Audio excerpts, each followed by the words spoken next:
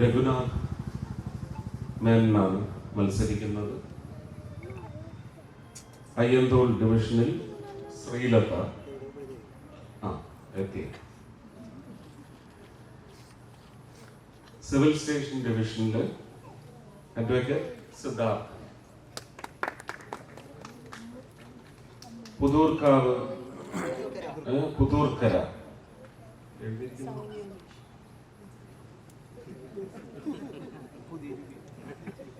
പുതിയ ലിപിയ പുതൂർക്കര സൗമ്യ അനീഷ്. കോട്ടപ്പുറം വിനോദ് കൃഷ്ണ. തേക്കിൻകാട് പൂർണിമ സുരേഷ്. തിരുവമ്പാടി അഡ്വക്കേറ്റ് രേഷ്മ മേനോൻ. പാട്രായിക്കൽ കൃഷ്ണമോഹൻ. അങ്ങനെ ലിജി അരനാട്ടുകര.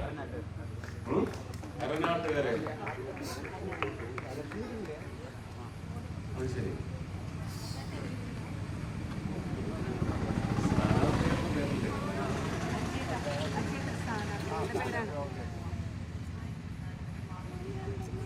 നിജിക്ക് ആശംസകൾ നേരുന്നു. ഇതിലും വലിയ ഒരു ഉയർന്ന പദവി ലഭിക്കട്ടെ എന്ന് ആശംസ നേരുകയാണ്. അങ്ങനെ ഇവിടെ ഇപ്പം 8 ഡിവിഷനുകളിലായി 8 സ്ഥാനാർത്ഥികളെയാണ് ഞാൻ നിങ്ങളുടെ മുമ്പിൽ അപേക്ഷാപൂർവം ആദരപൂർവം അവതരിപ്പിക്കുന്നത്. 8 പേരെയും ജയിപ്പിച്ചയക്കണം.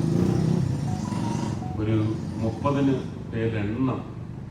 മേലെണ്ണം നമുക്ക് കോർപ്പറേഷനിൽ ഉണ്ടാവണം എന്ന് പറയുന്ന തീവ്രമായ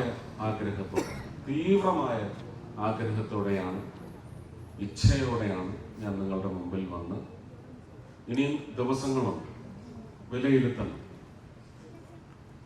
ഇവിടെ എനിക്ക് തോന്നുന്നില്ല ഒരു 25 വർഷം മുമ്പ് ഒരു മഴ പെയ്താൽ വെള്ളക്കെട്ട് എന്ന് പറയുന്നത് കേരളത്തിൽ ഒരുപക്ഷെ തീർത്തുമില്ലാതിരുന്നത് തൃശ്ശൂരിലായിരുന്നു.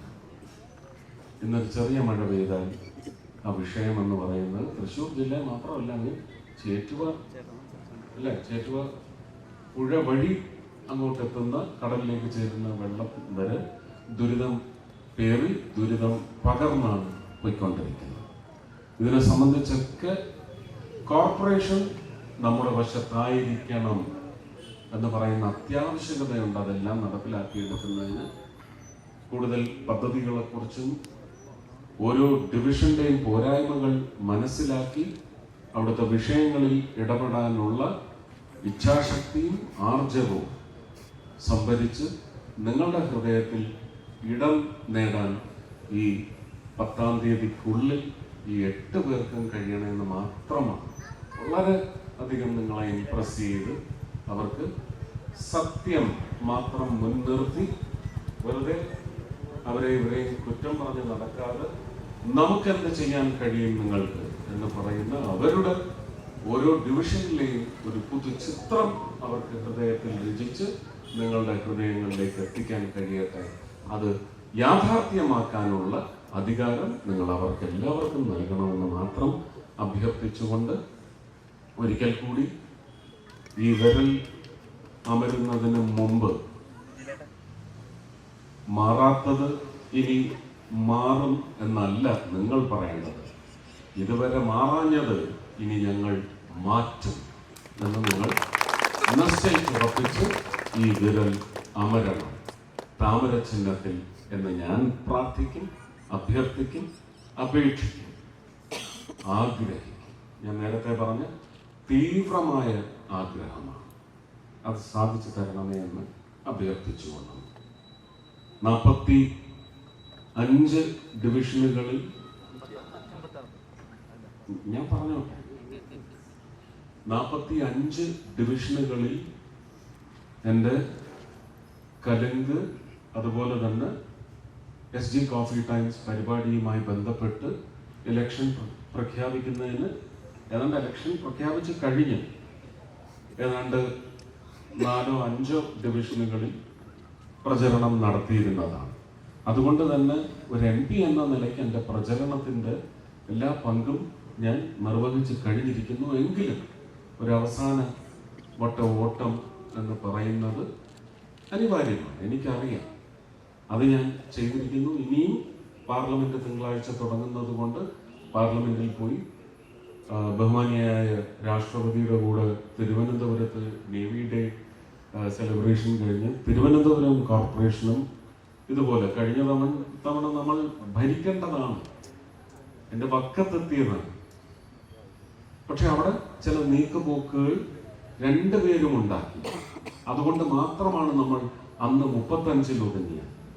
ഇല്ലെങ്കിൽ കൃത്യമായിട്ട് 100-ൽ 52-മായി തിരുവനന്തപുരം കോർപ്പറേഷൻ ഭരിക്കാനുള്ള എല്ലാ വ്യവസ്ഥയും ഉണ്ടായിരുന്നു. കോൺഗ്രസിന്റെ ഏറിയ സീറ്റും മാർക്സിസ്റ്റുകാർ കൊണ്ടുപോയെങ്കിൽ പിന്നെ ഞാൻ ഒത്തുകളിയുടെ കാര്യം പറഞ്ഞത് മനസ്സിലാവും. അതിപ്പോ ഇവിടെയും സംഭവിക്കാം. അതിൽ നിങ്ങൾ സമ്മതിദായകരാണ്, ജാഗരൂകരായിരിക്കേണ്ടത്. ഒരു ചാഞ്ചാട്ടവും വേണ്ട. ഞാൻ ഉറച്ച വാക്ക് തരുന്നു, ഇത് സാധ്യമാകും. നിങ്ങളുടെ ഹൃദയ വിരലിലാണ് അതിൻ്റെ നിർണയം ഇപ്പോൾ ഇരിക്കുന്നത്.